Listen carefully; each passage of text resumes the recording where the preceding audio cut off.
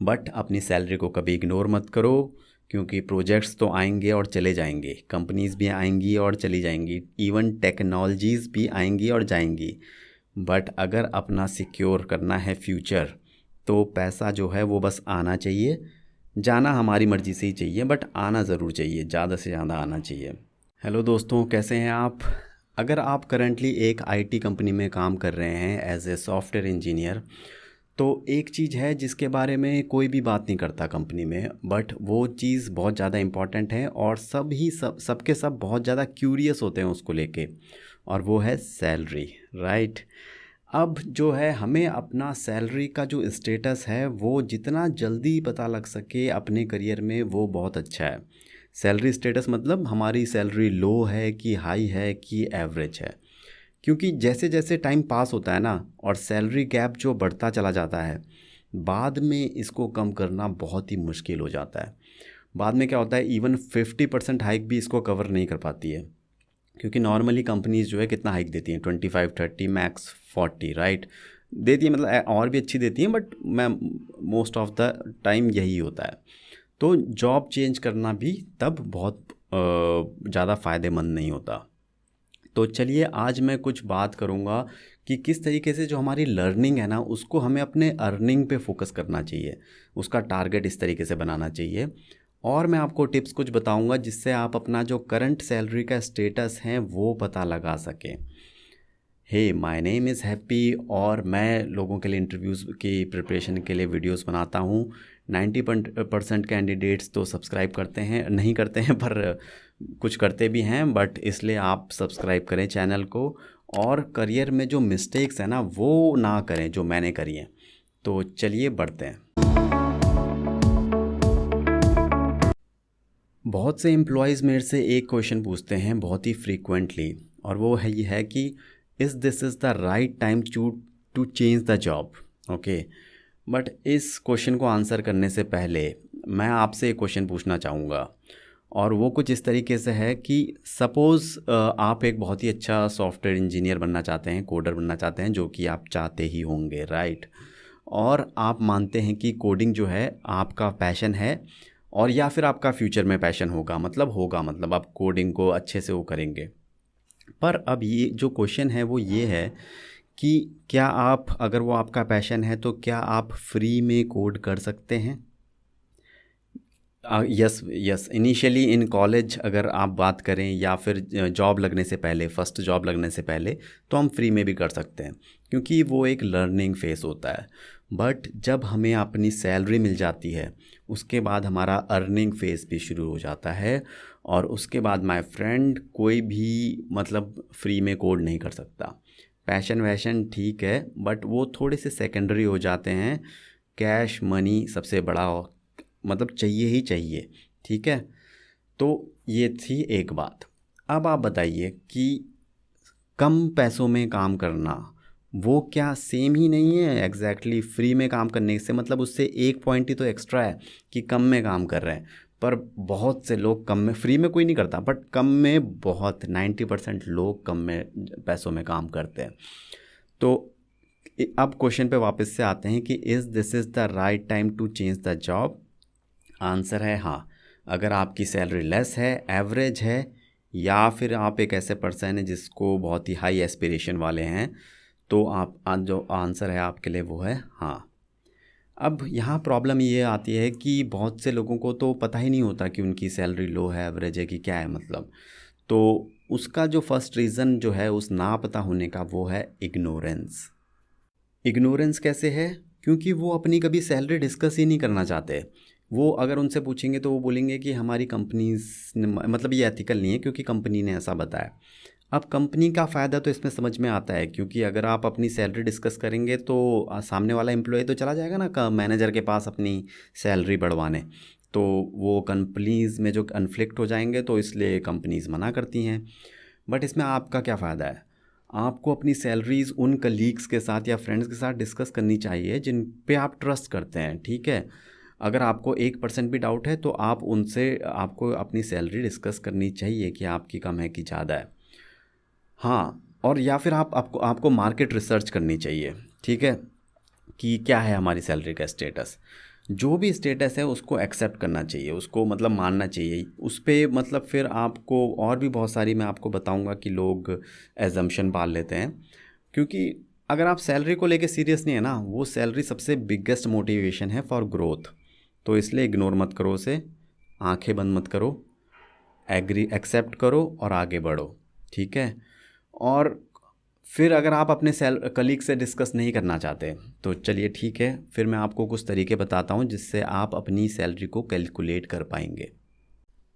अब कैलकुलेट करने का एक तरीका तो ये है कि आप अपना जो लास्ट अप्रेज़ल है वो देखिए, क्या वो 15% है। अगर तो आपकी सैलरी 8 लाख से कम है तो वो 20% होना चाहिए, और 8 लाख से अगर आपकी ज़्यादा है तो 12 to 15% होना चाहिए। रीज़न बीइंग, महंगाई भी जो है वो 10% पर ईयर के हिसाब से बढ़ती है। हाउसिंग प्राइसेस आप चेक कर लीजिए कितने तेज़ी से बढ़ रहे हैं। तो सैलरी मैच नहीं करेगी, 2 कदम आगे नहीं रहेगी, तो अल्टीमेटली आप पीछे हो जाओगे। ओके, तो कहने का मतलब है कि इस तरीके से आप रिलेट कर सकते हैं अपने अप्रेज़ल हाइक से अपनी सैलरी को। बट अगर आपका अप्रेज़ल से नहीं रिलेट हो रहा है तो एक बहुत ही सिंपल सा फंडा है, आप अपनी सैलरी को 2.5 से मल्टीप्लाई कर दीजिए। पहले 2 से करते थे, बट अब क्योंकि सैलरी का थोड़ा महंगाई कुछ ज़्यादा ही बढ़ गई है तो अब 2.5 से करना होता है, ठीक है। और ये मैं इंडिया की बात कर रहा हूँ। Experience multiplied by 2.5। अब जो आपको है कुछ आइडिया लग गया होगा कि आपकी सैलरी का स्टेटस क्या है। अब हाँ, और हाँ, अगर आप बहुत हाई एस्पिरेशन के पर्सन हैं तो फिर स्काई इज़ द लिमिट, फिर तो मतलब और आगे बढ़ो। बट अपनी सैलरी को कभी इग्नोर मत करो, क्योंकि प्रोजेक्ट्स तो आएंगे और चले जाएंगे, कंपनीज़ भी आएंगी और चली जाएंगी, इवन टेक्नोलॉजीज़ भी आएंगी और जाएंगी। बट अगर अपना सिक्योर करना है फ्यूचर, तो पैसा जो है वो बस आना चाहिए। जाना हमारी मर्ज़ी से ही चाहिए, बट आना ज़रूर चाहिए, ज़्यादा से ज़्यादा आना चाहिए। अपार्ट फ्रॉम इग्नोरेंस, और क्या जो हम एम्प्लॉयज़ रीज़न देते हैं सैलरी ना बढ़ने का, वो है मार्केट कंडीशन। मुझे लगता है जो सॉफ्टवेयर इंजीनियर्स होते हैं ना, वो सबसे ख़राब मार्केट एनालिस्ट होते हैं। वो कैसे एनालाइज करते हैं मैं बताता हूँ। वो यूट्यूब गूगल खोलते हैं और उसमें एक फिर वीडियो देखते हैं रिसेशन और जॉब लॉस का, कि गूगल ने कहीं फायर कर दिया एम्प्लॉयज़ को, एसेंचर ने फायर कर दिया है। अब होता क्या है, फिर क्या गूगल और यूट्यूब का क्या काम है, वो आपको सिमिलर वीडियोस दिखाता है उसी तरीके के आपके सामने, और फिर वो आप उसे और ज़्यादा देखते हो, और फिर आपका हो गया माइंड मेकअप। अब आप करोगे, अब आप दिमाग ख़राब करोगे अपने दोस्तों का, उनको जाके बताओगे कि रिसेशन चल रहा है, जॉब चेंज मत करो। अब रियलिटी चेक कैसे होगा इसका? रियलिटी चेक वेरी सिंपल है। यूएस यूरोप का स्टॉक मार्केट जो अगर वो डाउन जाता है, क्रैश लाइक 2008 की तरह, तो होता है रिसेशन। क्योंकि जितने भी प्रोजेक्ट्स आते हैं मोस्टली इंडियन आईटी कंपनीज़ में यूके यूएस के ही होते हैं, यूरोप के ही होते हैं, राइट। तो जब वहाँ रिसेशन आएगा स्टॉक मार्केट में, तभी तो रिसेशन एक्चुअली आएगा, नहीं तो थोड़े बहुत अप डाउन्स तो हमेशा ही चलते रहेंगे। तो मतलब कभी कुछ करना ही नहीं है क्या? तो और वैसे भी अगर रिसेशन आ भी गया तो उन लोगों को कैसे फ़र्क पड़ रहा है जिनकी सैलरी पहले से कम है, पहले से एवरेज है, वो तो पहले से ही रिसेशन में ही ज़िंदगी जी रहे हैं ना। तो कहने का मतलब ये है कि एक्सटर्नल थिंग्स पे डिपेंड मत रहना, रियलाइज़ करना और आगे बढ़ना, ठीक है। अब हम बात करेंगे कि भाई किस तरीके से हम जो लर्निंग गोल्स कुछ कुछ इस तरीके से बनाएं कि अर्निंग में मदद मिले, ठीक है। उसके लिए हमें choose the right learning goals. Okay, सब लर्निंग करते हैं, पर लर्निंग गोल्स किस तरीके के होने चाहिए वो हम आगे डिस्कस करते हैं। अब लर्निंग जो है आईटी इंडस्ट्री में बहुत ही ज़्यादा इम्पॉर्टेंट है, ये सबको पता है, ठीक है। प्रॉब्लम क्या है कि हम लर्निंग करना चाहते हैं बट हमारे कुछ गोल्स ही नहीं है, कुछ एग्ज़ाम ही नहीं है, तो फिर वो बहुत मुश्किल हो जाता है। क्योंकि जैसा हमने हमेशा पढ़ा है, मतलब एजुकेशन सिस्टम में इंजीनियरिंग एमसीए बीसीए, राइट, हमेशा एग्ज़ाम होते हैं और उसके लिए हम पढ़ते हैं। बट जब एग्ज़ाम नहीं होते हैं तो इवन अगर हम पढ़ते भी हैं ना, तो हमारा फोकस और पर्पस नहीं होता है वहाँ 100%। कहने को वो होता है बट नहीं होता है। इसलिए हम क्या होता है कि कल को हम जितना भी पढ़ा होता है ना, 3 महीने बाद चेक करना, सब कुछ साफ़ हो जाता है, सब भूल जाते हैं एक्चुअली। अब ये सभी के साथ प्रॉब्लम है, ओके। अब क्वेश्चन आता है कि फिर क्या बेस्ट तरीका है। दूसरा तरीका जो होता है वो होता है सर्टिफिकेशन का। सर्टिफिकेशन गोल बनाते हैं लोग। अब सर्टिफिकेशन गोल के साथ ये प्रॉब्लम है कि ठीक है वो, बट प्रॉब्लम है कि वो जस्ट सर्टिफिकेट्स हैं। ठीक है, मैंने कभी नहीं सुना कि कोई एम्प्लॉय को प्रमोशन मिला है just on the basis of certification, या फिर किसी की जॉब लग गई बस सर्टिफिकेशन, उससे इंटरव्यू में कुछ पूछा ही नहीं गया। तो ये इसके साथ प्रॉब्लम है। हाँ, ये सर्टिफिकेट जो है आपका लिंक्डइन प्रोफाइल में आपको डालने के लिए बहुत ही अच्छे हैं, बट जॉब में आपको इंटरव्यू के क्वेश्चंस के आंसर देने ही होंगे, चाहे आपके पास सर्टिफिकेशन है और नहीं है। या फिर मैं इसलिए भी ट्रस्ट नहीं करता हूँ थोड़ा सर्टिफिकेशन में, क्योंकि कुछ साल पहले मैंने भी प्लान किया था और हुआ ये कि मैं तैयारी कर रहा था और इन बिटवीन मुझे पता लगा कि इनके तो डंप्स अवेलेबल होते हैं। तो क्या करोगे पढ़ के, मतलब जब चीट शीट सामने खुली है तो फिर मैंने वो ड्रॉप ही कर दिया। मैंने कहा यार ऐसे तो पैसे भी दो और डम्प्स भी पढ़ो, और मतलब फिर मैंने ड्रॉप कर दिया अपना प्लान, और मैंने वैसे ही फिर चीज़ को लर्न किया और इंटरव्यूज़ दिए। तो फिर भी सर्टिफिकेशन में help you in learning, but it will not help you in earning. Okay, कोई रिवार्ड नहीं मिलेगा आपको सर्टिफिकेशन करने का। तो दो चीज़ें होती हैं जो कि रिवॉर्ड देती हैं। पहला गोल, जो लर्निंग गोल जो रिवॉर्ड देता है वो है इम्प्लीमेंटेशन। जो भी आप लर्न करो उसको इम्प्लीमेंट करो प्रॉपरली। ठीक है, अपने प्रोजेक्ट में, स्पेशली किसी प्रोजेक्ट में, ठीक है, उसको प्रॉपर डॉक्यूमेंटेशन करो। तो वो एक लर्निंग है, खासकर क्योंकि अगर आप अपने लाइव प्रोजेक्ट में कर रहे हैं वो इम्प्लीमेंटेशन, तो वो एक एग्ज़ाम की तरह ही है, आपको उसको कंप्लीट करना पड़ेगा। अगर आप नहीं करोगे कंप्लीट तो फिर आपका मैनेजर और आपका क्लाइंट आपके लिए बैठे ही हैं फिर आपको वीकडेज़ और वीकेंड में बुलाने के लिए। तो वो एक तरीके से एग्ज़ाम अंडर प्रेशर हो जाता है, और वो एक लर्निंग का एक बेस्ट तरीका है, नो डाउट।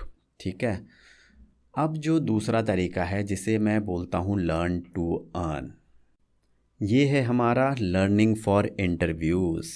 इवन अगर आप जॉब नहीं भी देख रहे हैं ना राइट नाउ, तो भी इस तरीके से अपनी लर्निंग प्रोसीजर बनाओ कि जब टाइम आएगा आप उन नोट्स को इंटरव्यूज़ के लिए इस्तेमाल कर सको।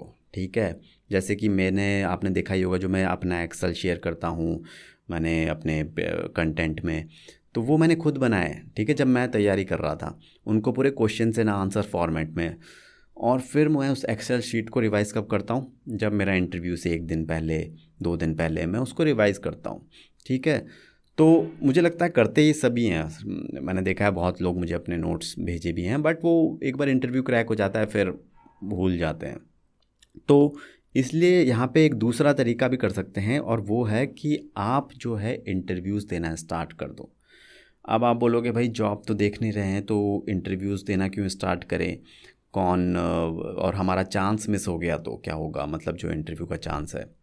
तो पहली बात तो चांस के बारे में ये है कि हज़ारों कंपनियां हैं। ठीक है, और अगर आपको इतना ही थोड़ा सा डाउट है कि चांस मिस हो जाएगा तो बड़ी कंपनी में मत इंटरव्यू देना, छोटी कंपनी में इंटरव्यूज़ दे देना। सबसे बड़ा फ़ायदा होगा उससे कि आपको एक कॉन्फिडेंस आ जाएगा, आप अपने मैनेजर का जो डर है ना वो साफ़ हो जाएगा। ठीक है, एक इंडिपेंडेंस सा फील करोगे आपको लगेगा कि अब मैं कभी भी रिज़ाइन दे सकता हूँ, मतलब मैं अभी तैयारी करूँ अभी ऑफ़र लेटर आ जाएगा। तो ये होती है लर्न टू अर्न जो प्रिपरेशन, जिसको मैं समझा रहा हूँ। ठीक है, तो ये था मेरा कहने का मतलब कि इन शॉर्ट अगर मैं सबका समरी बता दूँ तो वो है कि भाई लर्न करो, सब लर्न करते हैं, थोड़ा थोड़ा सब लर्न करते हैं, हार्ड वर्क भी सब करते हैं, बट जो don't forget to collect the reward. Earn करने के लिए लर्न करो ताकि ज़्यादा से ज़्यादा बेनिफिट ले सको। यार पढ़ के क्या होगा, राइट? अर्न भी तो होनी चाहिए, अर्निंग भी तो होनी चाहिए। तो ध्यान रखना इस बात का, और don't forget to like and subscribe the channel so that you should not do the mistakes which I did in my career.